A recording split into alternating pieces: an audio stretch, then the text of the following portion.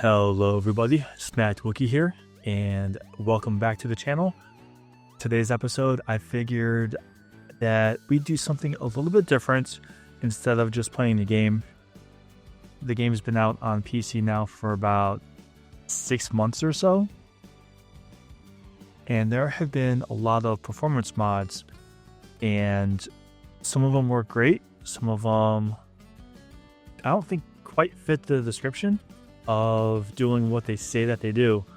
So what I want to do is test every single performance mod that's available on Nexus Mods, and let's see which ones are the best performance mods. So my test methodology is that for each performance mod, we're going to test the graphics quality, the frame rate, and the performance, and that includes the stuttering that happens when new assets or new shaders are loaded. We're going to go into options real quick, and I'm going to show you the graphic settings that we're going to be testing with. I am running in 1440p, so that's 2560 by 1440 resolution. I'm going to change my background model detail to high. My texture resolution is at medium. I need to have it at medium for recording purposes. I am recording using OBS. There is a little bit of a performance hit, and I did recently start using Reshade. Reshade has a couple frame per second performance hit, so I'm going to have that disabled for the purpose of testing. So as you can see, everything is on high. I have anti-aliasing on DLSS. I have the latest version of DLSS, which is 310.2 something. I'm using DLSS swapper to swap that in. Characters displayed is at 10. Character shadow display is at 10. So I'm going to have these settings for all of our tests, and for each test, each mod, each engine, that any file that I use, I'm going to delete my shader cache, because I want to see if that mod or that file has any impact on the shader caching performance to try and help out with stuttering. We're going to go through the same 4 areas for each test. That's going to be the Chapter 3 intro. We're going to move from Kalm to the small village that we go to at the beginning of the game. We'll do the Chapter 4 intro, and then from the Chapter 4 intro, we're going to go from the cave and then swing around to the camp where Rhonda's son lives. I'll have links to each of these performance mods in the description. And if this is your first time seeing one of my videos, I'm doing a full playthrough of Rebirth where all characters are playable in combat, enemies have more health and do more damage, and I'm showcasing a lot of other mods for the game. Check it out, and don't forget to like and subscribe. Let's get started. This test isn't exactly the most scientific. I tried to keep everything as static as possible. We have 4 different areas that we're going to be exploring. The first one here is the Kalm Grasslands. Going to do a mix of exploration, of battles, and of cutscenes. And at the top, you see my performance overlay that shows the CPU usage, my total RAM usage, the performance, frames per second, frame time, my GPU usage, and how much RAM is being used. The frame rate from left to right is the actual frame rate itself, the frame time, the lowest frame rate, my average, and then the highest frame rate. So this can give us an idea of what each mod's performance is. And the frame time bar that you see at the bottom, the flatter it is, the better. I also want to point out that I have removed all other mods. So this is just going to be the base vanilla game, and no other mods installed, no camera mods, no costume mods, no gameplay mods. This is just the vanilla as if you install it for the first time.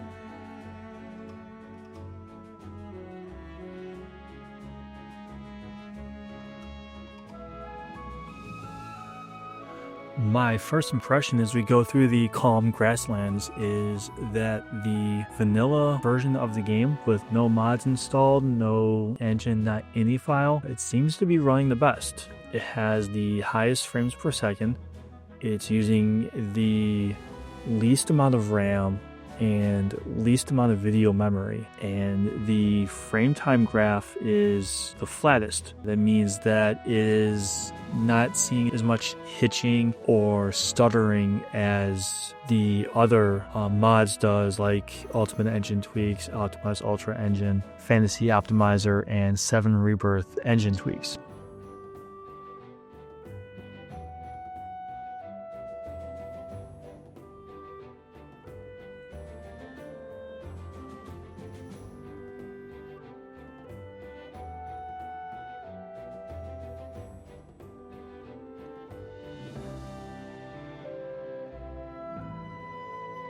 I don't see much of a difference in graphics quality. The shadow resolution seems to be the same. We're still seeing the same pop-in as we go through the area.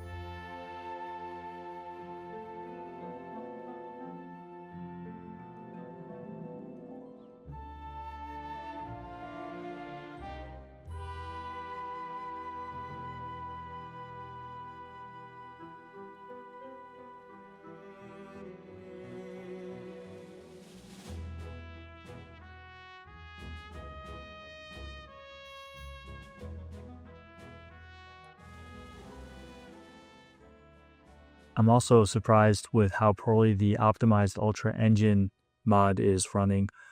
We see a lot of ticks in the frame time graph, even though we don't really see a lot of stuttering, but that does show some hitching happening in the background, and that can cause some performance issues. We're seeing a lower frame rate right now. I think the lower frame rate would be okay if that frame time graph was flatter, meaning our frame time was more steady. I also think it's interesting how much more RAM the modded versions of the game is using. In some cases, 25% more than just the base game without any mods. So we are finishing up here in the Kalm Grasslands. The next area that we're going to visit is the Mithril Cave. So we're going to go from an open world area to more of a cave, literally a cave. We're going into a cave.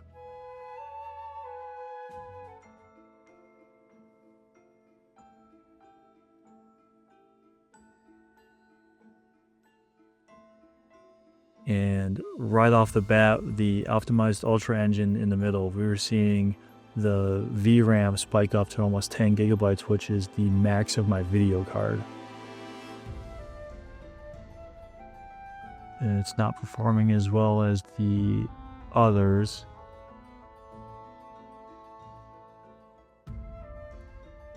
I'm also seeing a lot of hitching with Optimized Ultra and 7 Rebirth engine.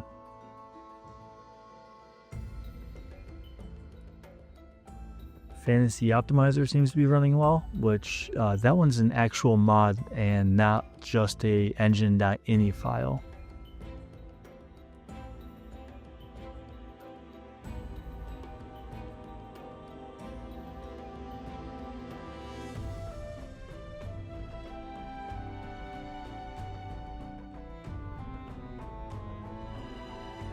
But we're not really seeing a big difference in performance between vanilla, Ultimate Engine Tweaks, and Fantasy Optimizer. 7 Rebirth Engine Tweaks seems to be running a little bit better in a enclosed area than in the open world. But again, we see a lot of these hitches that can affect the performance and the gameplay itself.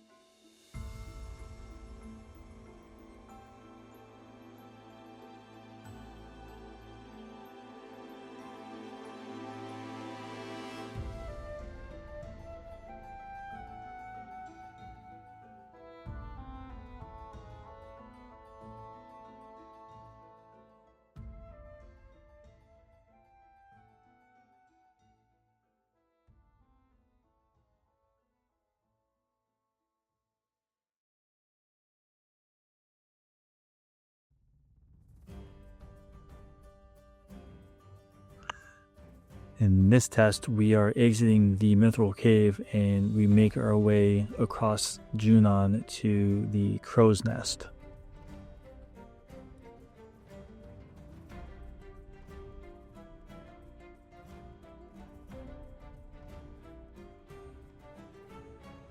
I really didn't notice a lot of texture pop in during the tests in this video.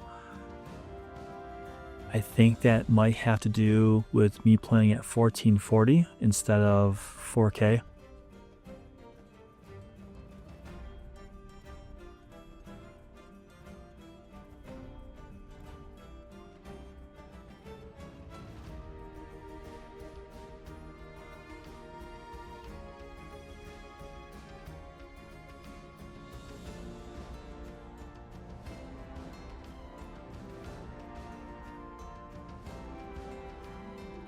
And again, look at how much RAM optimized Ultra engine is using compared to the other mods. 15 gigs on vanilla versus 20, so that's 33% more. And we're getting maybe 60% of the frame rates.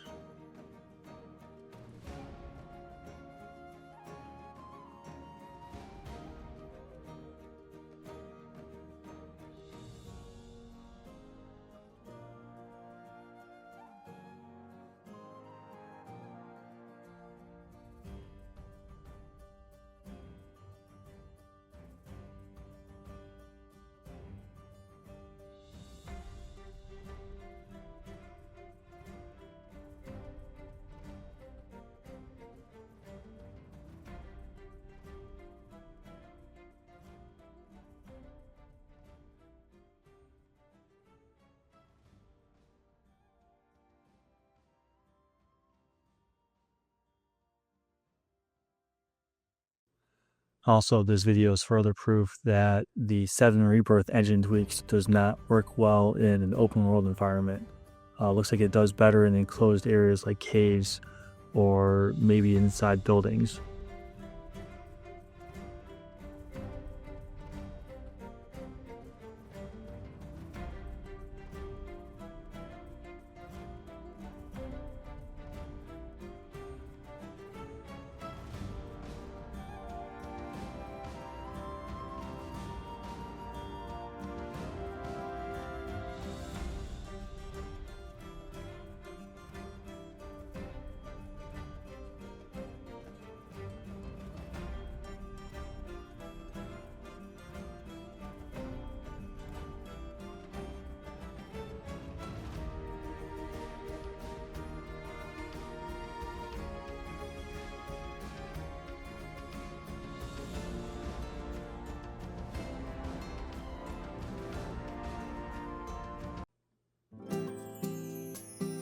And for our final benchmark, we go through the opening cutscene of Chapter 5, and we run around Costa del Sol.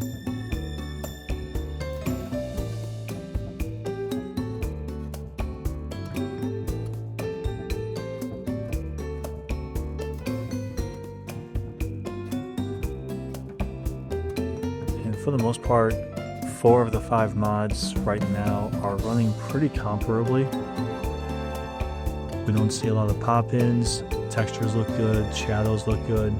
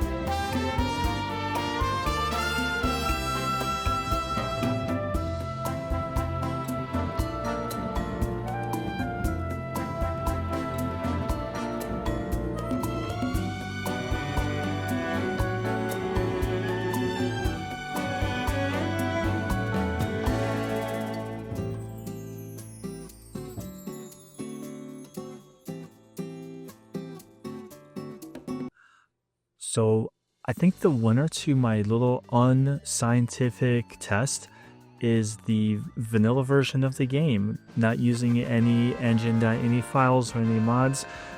I seem to get a couple more frames per second compared to the other ones I used in the test, but I think you could probably get away with using the Fantasy Optimizer mod and the Ultimate Engine tweaks, and because one is a .pak file, the Fantasy Optimizer mod, and Ultimate Engine tweaks is an engine.ini file, you can use either one or both and probably be fine.